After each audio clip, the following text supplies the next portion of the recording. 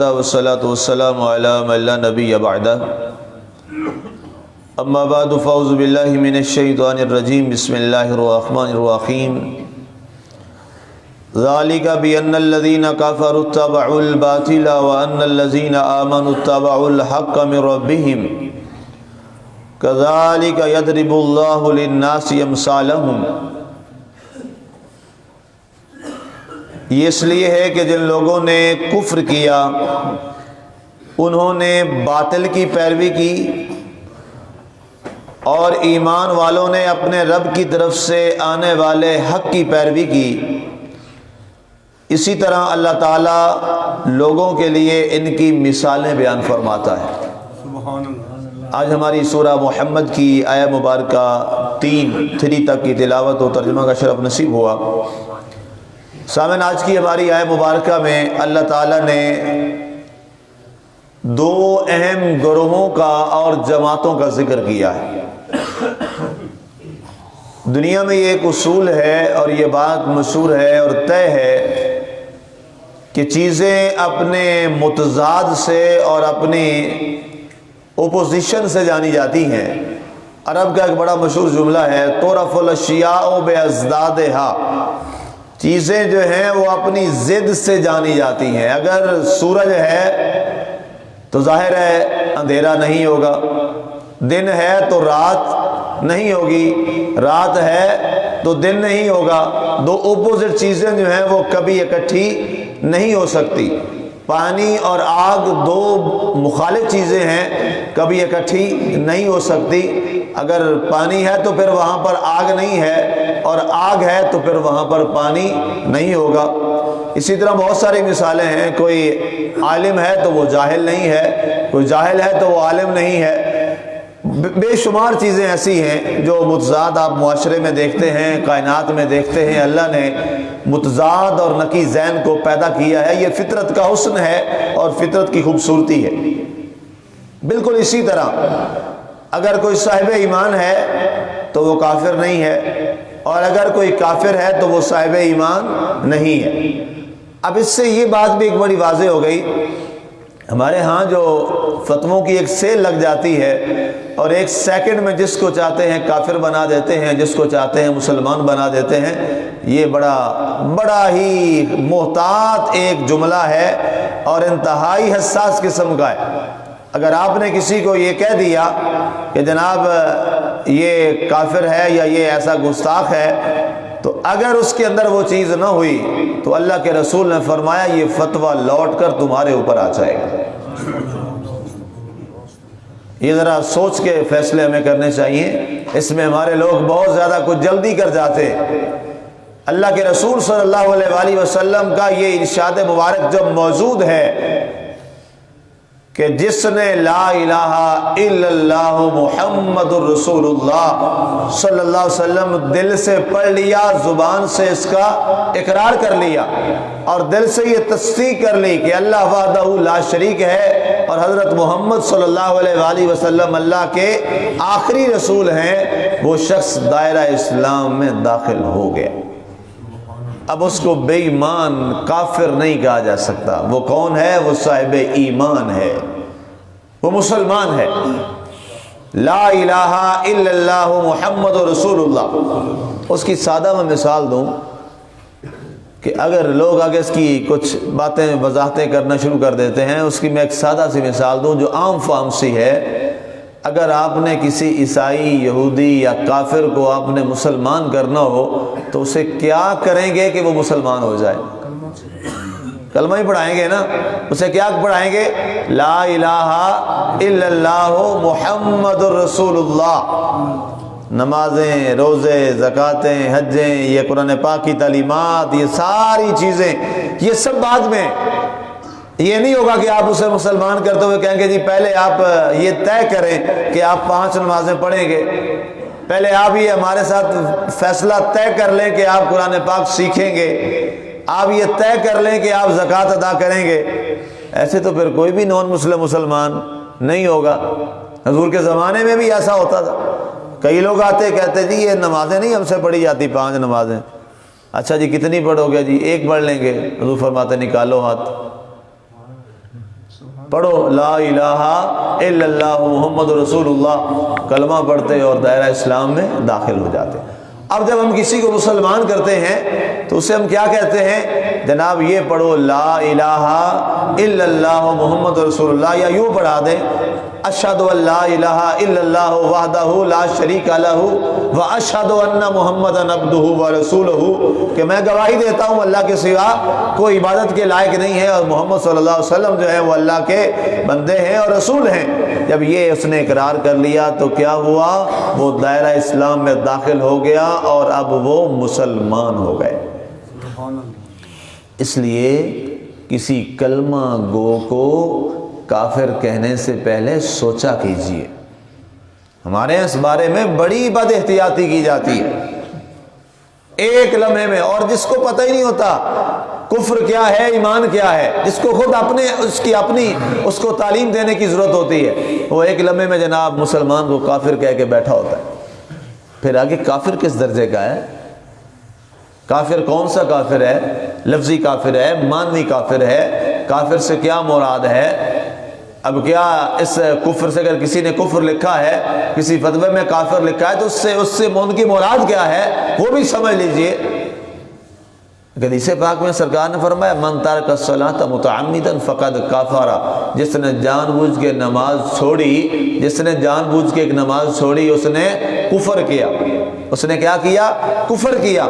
تو جو نماز نہیں پڑھتا اس کو ہم کیا کافر کہہ دیں گے؟ یہ وضاحتوں کی ضرورت ہوتی ہے، اس کے لیے بڑا وقت چاہیے ہوتا ہے، اپنے بزرگوں اور اساتذہ کرام سے سیکھنا پڑتا ہے۔ یہ سنی سنائی باتوں سے یا گھر میں بیٹھ کے کتابیں لے کے پڑھ لینا اور نیٹ سے کتابیں نکال کے پڑھ لینے سے بندہ عالم کبھی نہیں ہوتا، یہ یاد رکھیے گا۔ وہ نالائق ہے جناب، وہ دو تین ہمارے، اب یہ اللہ تعالیٰ اس امت کو ان فتنوں سے محفوظ رکھے۔ وہ ایک کا نام وہ ناصر مدنی ہے اور ایک کا نام وہ مرزا محمد علی جیلمی ہے۔ وہ جناب کہتے ہیں کہ عالم بننے کے لیے کون سے مدرسے کی ضرورت ہے اور کتابوں کی جا کے استادوں سے پڑھنے کی ضرورت ہے؟ کتابیں لو، نیٹ سے دیکھو اور بندہ عالم بن جاتا ہے۔ اگر ایسے عالم بن جاتا تو سارے مدرسے گرا دو، اگر ایسا ہی ہے تو پھر سارے مدارس گرا دو۔ اپنے بچوں کو اسکولوں، کالجوں، یونیورسٹیوں میں کیوں بھیجتے ہو؟ ساری کتابیں تو نیٹ پہ پڑھی ہیں، گھر میں نیٹ سے ڈاؤن لوڈ کرو۔ اتنی بھاری بھاری فیسیں دے کے بچوں کو چھوڑنے بھی جاتے ہو، لینے بھی جاتے ہو، ذلیل و رسوا بھی ہوتے ہو۔ 500، 1000، 1500 روپے کا نیٹ لگواؤ اور گھر میں بیٹھ کے بچے پڑھتے رہیں۔ ابھی یہ آن لائن کلاسز ہوئی ہیں نا، پتہ لگ گیا کہ کیا ہوتا ہے، استاد کی اہمیت کیا ہے۔ استاد کے بغیر کبھی علم نہیں آتا۔ اللہ کے رسول صلی اللہ علیہ وسلم کے بارے میں کیا فرمایا گیا؟ جب نماز کی باری آئی تو یہ نہیں فرمایا جاؤ میاں میں نے تمہیں جیسے بتا دیا نماز پڑھ لینا، نہیں، کیا فرمایا؟ سلو کما رأیتمونی اصلی، پریکٹیکل، جیسے میں نماز پڑھتا ہوں اسی انداز میں مجھے دیکھ کے نماز پڑھو۔ یہ ہوتا ہے ٹیچر۔ ٹیچر کیا کرتا ہے؟ وہ ایکٹ کرتا ہے، وہ آپریٹ کرتا ہے، وہ آپ کو چیزیں سکھاتا ہے۔ وہ ساری چیزیں کیا قرآن نے اپنے بارے نہیں کہا یضل بہ کثیرا ویہدی بہ کثیرا؟ اس قرآن کو پڑھ کے کئی گمراہ ہو گئے اور اس قرآن کو پڑھ کے کئی ہدایت پا گئے۔ اس سے کیا مراد ہے؟ جنہوں نے بغیر کسی کامل استاد کے قرآن پڑھا وہ گمراہ ہو گئے، اور جس نے کسی کامل استاد سے قرآن کو پڑھا اللہ نے اس کو راہ ہدایت عطا فرما دی۔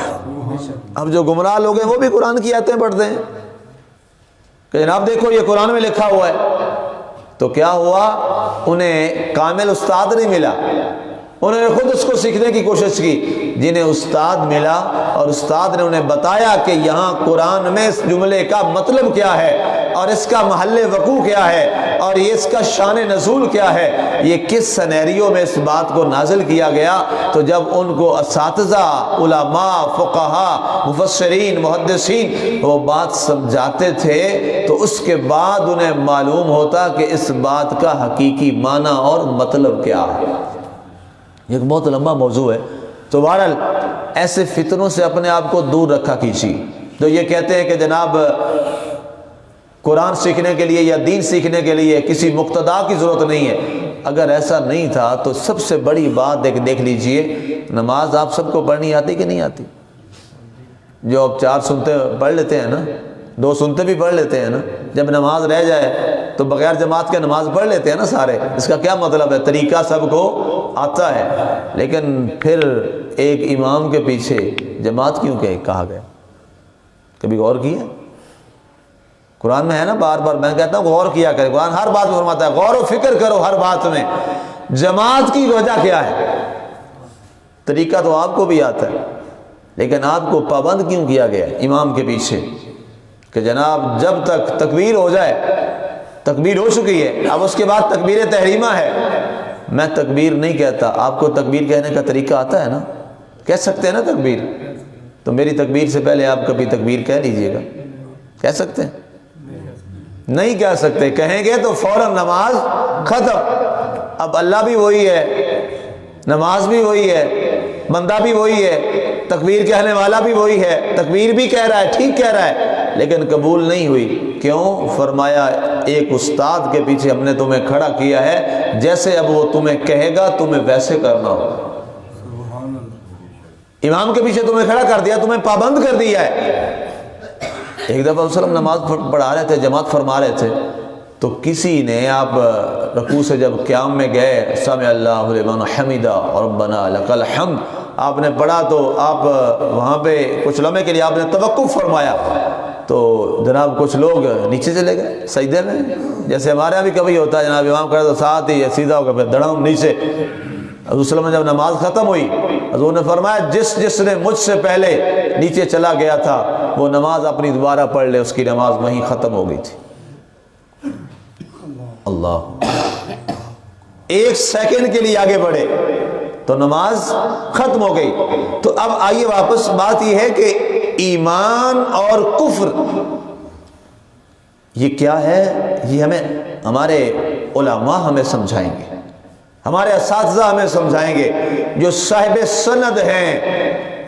آج یہ بڑی مصیبت ہے، ہمارے ہاں شکل اور صورت کو اور گیٹ اپ کو دیکھ کے ہم اس کو مولوی بنا لیتے ہیں. داڑھی رکھ لی تو کیا بندہ مولوی ہو جاتا ہے؟ ہمارے ہاں جو داڑھی والا ہوتا ہے نا، اس کو چاہے اس نے زندگی میں کبھی مدرسے نہ گیا ہو اور اس نے داڑھی رکھی اور سر پہ ٹوپی، تو اسے کیسے بلاتے ہیں؟ مولوی صاحب. یہ اس قوم کی کتنی جہالت ہے.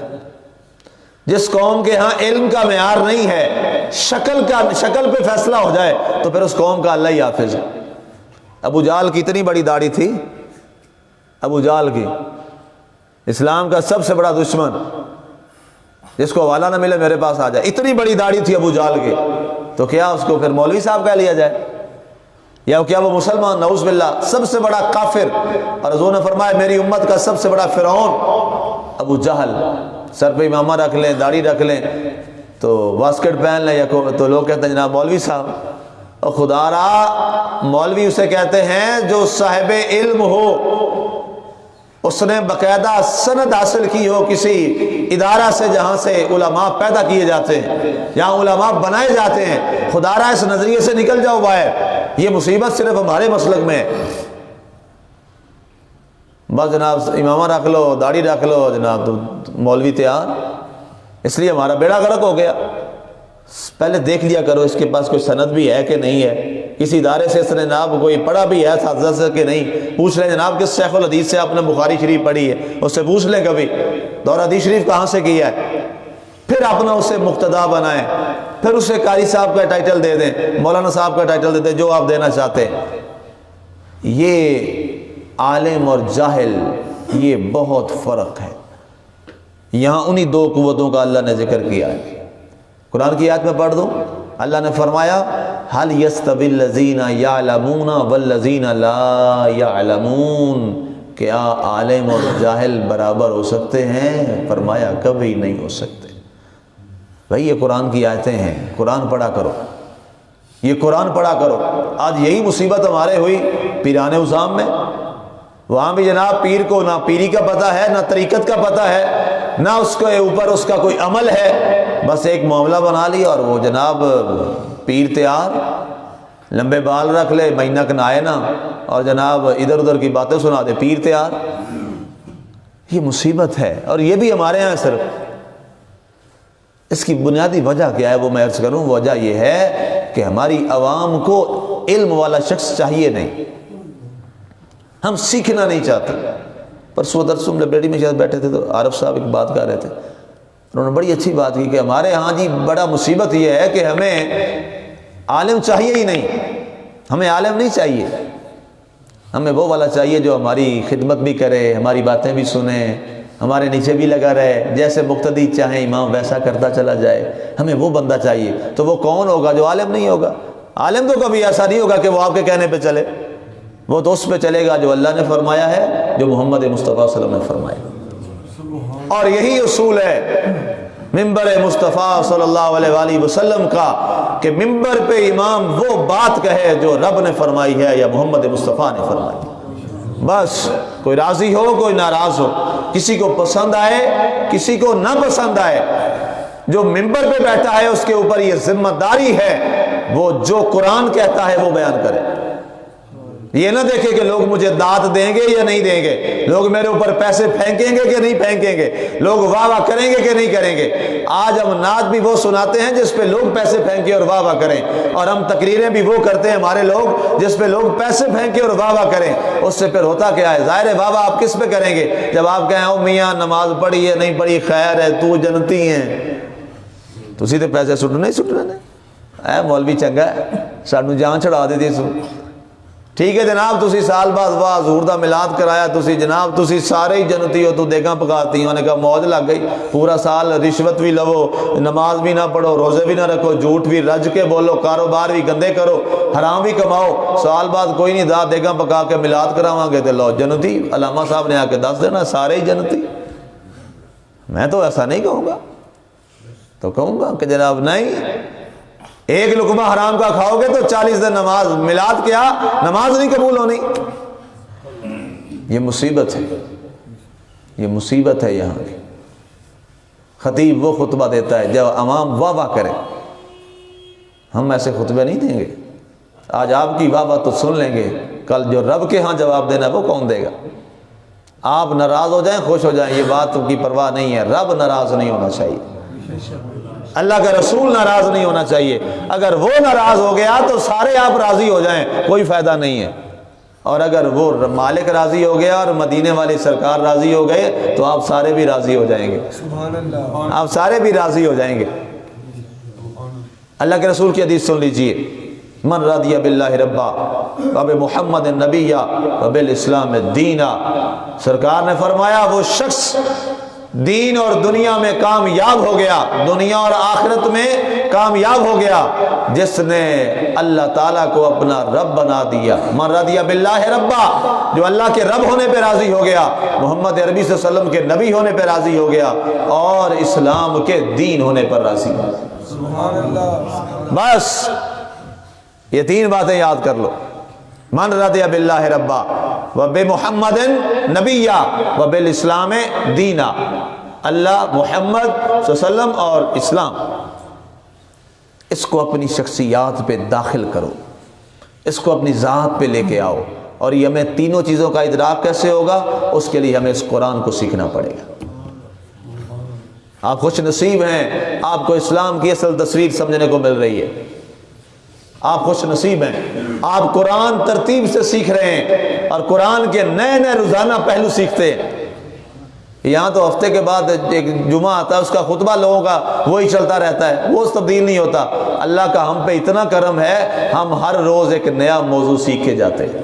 سبحان اللہ، یہ کس کی برکت ہے؟ یہ میرے رب کے کلام کی برکت ہے، یہ قرآن کی آیات کی برکت ہے، تفسیر کی برکت ہے جو اللہ تعالی ہمیں نصیب فرما رہا ہے۔ آگے ارشاد فرمایا گیا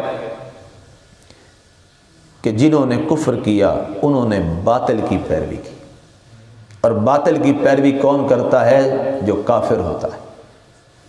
اور مسلمان ہو اور وہ باطل پہ چلے حق کو چھوڑ کر، تو بتائیے پھر اس کا راستہ کدھر چلا جائے گا؟ حق کی پیروی کرو۔ آگے اللہ نے خود فرما دیا وَأَنَّ الَّذِينَ آمَنُوا، وہ لوگ جو ایمان والے ہیں، وہ لوگ جو ایمان لے کے آئے، والذین آمنوا، جو ایمان لے کے آئے، اتبعوا الحق من ربہم، انہوں نے اپنے رب کی طرف کس کی پیروی کی؟ حق کی پیروی کی۔ ایمان والے کس کی پیروی کرتے ہیں؟ حق کی پیروی کرتے ہیں، اور کافر کس کی پیروی کرتے ہیں؟ جھوٹ کی پیروی کرتے ہیں اور باطل کی پیروی کرتے ہیں۔ اب یہ فیصلہ ہو گیا کہ اگر ایمان والے ہو تو حق پہ ہمیشہ رہنا اور حق کا ساتھ دینا اور حق کے راستے پر چلنا، اور اگر کبھی باطل کا راستہ اختیار کیا یا باطل کا ساتھ دیا یا جھوٹ کا ساتھ دیا تو سمجھ لینا تم نے حق کا راستہ چھوڑ دیا اور باطل کا راستہ اپنا لیا، اور جس نے باطل کا راستہ اپنا لیا اس نے جہنم کا راستہ اختیار کر لیا۔ استغفر اللہ والعیاذ باللہ۔ آخر میں فرمایا کذالک یضرب اللہ للناس امثالہم، ایسے اللہ تعالیٰ لوگوں کے لیے مثالیں بیان فرماتا ہے۔ لوگ ایسے تمہیں اللہ تعالیٰ یہ باتیں سمجھاتا ہے مثال دے دے کے۔ اللہ کا یار کرم دیکھو، ماشاءاللہ آپ بھی اب 26 پارے تو آپ بھی سن آئے ہیں، بڑا لمبا سفر ہم کر رہے ہیں، بڑا لمبا سفر، بڑا وقت گزر گیا ہوا ہے، بہت لمبا وقت گزر گیا ہوا ہے۔ ایک بات تو سمجھ آ گئی ہے کہ اللہ کتنی پیاری پیاری مثالیں دے کر ہمیں سمجھانا چاہتا ہے۔ اللہ چاہتا ہے کہ تم سمجھ جاؤ، اللہ ہمیں سمجھانا چاہتا ہے، اور ہم اب الٹے گھڑے بن کے بیٹھے رہیں تو پھر یہ افسوس والی بات ہے۔ آخری بات، ہمارے پیر صاحب کہ میرے پیر صاحب کے والد گرامی حضور حضرت قبلہ پیر سید محمد عبداللہ شاہ مشہدی قادری رحمۃ اللہ علیہ تعالیٰ، آپ کا 1961 میں آپ کا وصال نوش شریف ہو گیا۔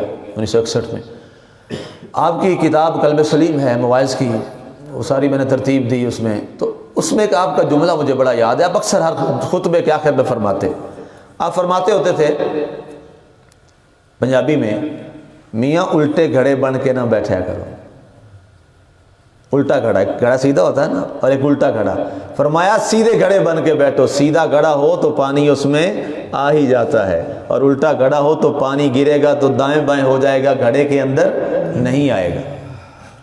ہم نے اپنے آپ کو سیدھا گھڑا بنا تاکہ علم کا جو وہ قطرہ رحمت ہے وہ ہمارے من میں اتر جائے، اور مجھے یقین ہے آپ سارے اللہ نے آپ کو سیدھی کیفیت میں کر دیا ہے، کیونکہ آپ ایک خوبصورت گلشن قرآن میں بیٹھتے ہیں۔ اور الحمدللہ مجھے اللہ پہ میں بڑا اللہ سے راضی ہوں کہ یا اللہ شکر ہے تو نے میری اس محنت کو، کوشش کو تو نے قبول کیا ہے، اور الحمدللہ جو باتیں ہوتی ہیں وہ لوگوں کے دلوں میں تو قطرہ رحمت ڈال دیتا ہے۔